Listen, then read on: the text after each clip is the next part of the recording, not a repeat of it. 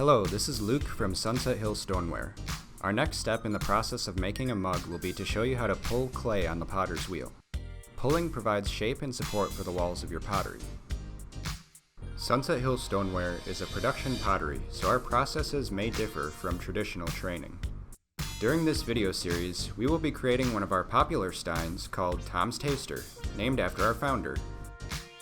The pulling process starts after I've centered the clay on the wheel. Make sure you check out our previous video on centering. After the clay is centered, the next step would be to open the clay. To open, I drill down with my fingers and pull the clay towards myself, creating a flat bottom which establishes the bottom of the mug. During pulling, the speed of the wheel is constantly changing depending on the feel of the clay. To start pulling, I establish a grip on the clay, then pull in and upward, molding the clay into the shape of a volcano. I then add water to reduce friction. Using my fingertips, I pull the clay upward while ensuring the walls are thick enough to maintain shape. You'll notice our novice potter has not properly centered the clay, and the walls are too thin on the piece.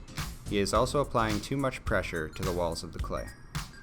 Too much pressure and thin walls will cause the clay to collapse upon itself, causing the clay to flop. Use a delicate hand and light pressure while pulling. This may take some time to master, so keep practicing. This has been Luke for Sunset Hill Stoneware. Check out our other videos for further steps on the throwing process.